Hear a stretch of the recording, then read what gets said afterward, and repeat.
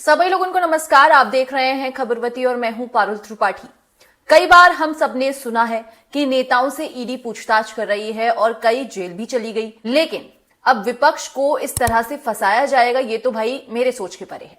ऐसा इसलिए कह रही हूं क्योंकि बिजली के झटके दिए गए विपक्षी दलों के साथ संबंध स्वीकार करने के लिए मजबूर किया गया है उन लोगों को जिन्होंने पार्लियामेंट की सुरक्षा में सेंध लगाई थी। सबसे पहले ये वीडियो और तस्वीरें देखो। आप इन तस्वीरों को देख के कुछ याद आ रहा है कि नहीं? ये वो तस्वीरें हैं जिसमें नई पार्लियामेंट में सुरक्षा की चूक हुई थी। 2 बेरोजगार लोग संसद में घुस गए और कलर बॉम्ब्स का उन्होंने इस्तेमाल किया। इसमें कुछ 5 लोग पुलिस की हिरासत में गए थे। अब उनके साथ दिल्ली पुलिस ऐसा बर्ताव कर रही है कि इलेक्ट्रिक शॉक दे रही है। फोर्स किया जा रहा है कि मानो तुम लोग की विपक्ष ने तुम्हें भेजा था और ये सब कुछ जबरदस्ती कहलवाया जा रहा है। और ये सब कुछ आरोपियों ने खुद अदालत में कहा है।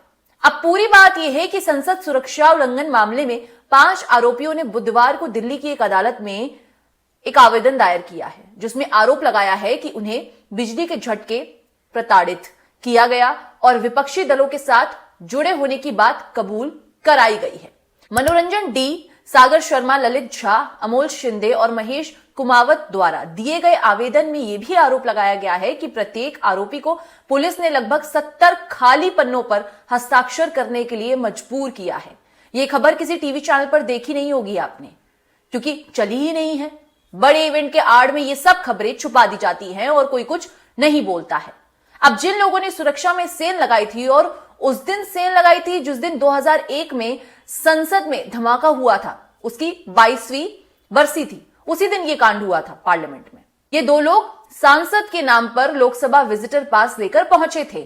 और कौन थे सांसद? लोकसभा में घुसने वाले सागर और मनोरंजन के पास सांसद के नाम पर लोकसभा विजिटर पास था। दोनों शख्स मैसूर के बीजेपी सांसद प्रताप सिम्हा के नाम पर विजिटर पास लेकर आए थे। लेकिन यह बात आपको पता है? मैं बहुत श्योर हूं कि नहीं पता होगी। और ये प्रताप सिम्हा जी का क्या हुआ? कुछ नहीं, कोई पूछताछ नहीं। प्रताप सिम्हा ने लोकसभा अध्यक्ष को बताया कि उनके पास घुसपैठियों के बारे में कोई अतिरिक्त जानकारी नहीं है। उनमें से एक मनोरंजन डी अपने और अपने दोस्त सागर के लिए विजिटर पास प्राप्त करने के लिए सिम्हा के पीए के साथ लगातार संपर्क में था और उनमें से एक के पिता उनके निर्वाचन क्षेत्र के थे और उन्होंने विजिटर पास मांगा और इन्होंने छट से दे दिया। जान पहचान दी ना भैया। ऐसे तो कोई भी ले लेगा आके पास और आप दे देंगे, लेकिन आपसे कोई कुछ नहीं पूछेगा, ना पुलिस, ना सरकार और ना मीडिया और ना जनता, क्योंकि भैया जनता को तो पता ही नहीं होता है ना कुछ। तो सांसद जी तो बच गए, निकल लिए आराम से। अब बताइए, किसी भी सांसद का यह करना सही है क्या? देश की पार्लियामेंट में ऐसे किसी को भी आप घुसने, फिरने, घूमने भेज सकते हैं क्या? संसद में इस तरह एंट्री लेना और एंट्री दिलवाना दोनों ही अपराध है और गलत है। आरोपियों ने पहले बयान दिया है कि पुलिस पहले भी यह बता चुकी है कि आरोपियों ने यह बात मानी है कि उन्हें कुछ बड़ा करना था, बेरोजगार है वो लोग और फेमस होना था, इसलिए उन्होंने ये सब किया। तो अभी भी उन पर दबाव डालने की कि विपक्ष ने करवाया, तुम लोग ये कबूल कर लो, क्या जरूरत है? मतलब कुछ मूवीज और पिक्चर्स में सही दिखाते हैं कि किस तरह पुलिस को प्लानिंग प्लॉटिंग से बदल दिया जाता है, चीजों को पुलिस बदल देती है। इस खबर को देखने के बाद मेरा तो जो थॉट प्रोसेस है ना कि हर जगह इंसान ही बैठा है, फिर वो चाहे अदालत हो, पुलिस हो, ईडी हो या फिर नेता हो, है तो आखिर इंसान ही।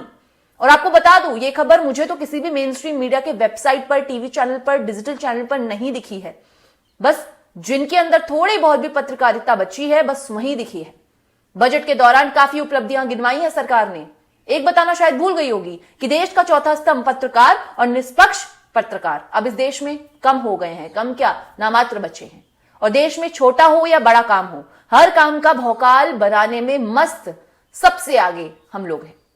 और अंदर की बात अंदर ही रह जाती है। इस बात को समझिए, जितना दिखाया जाता है बस उतना ही देख रहे हैं आप। अब फिलहाल इस मामले में अदालत में सुनवाई के दौरान दिल्ली पुलिस स्पेशल सेल ने यह कहते हुए आरोपियों की न्यायिक हिरासत 1 महीने के लिए बढ़ाने की मांग की है कि वे उन्हें आगे कोई अपराध करने से रोकना चाहते हैं।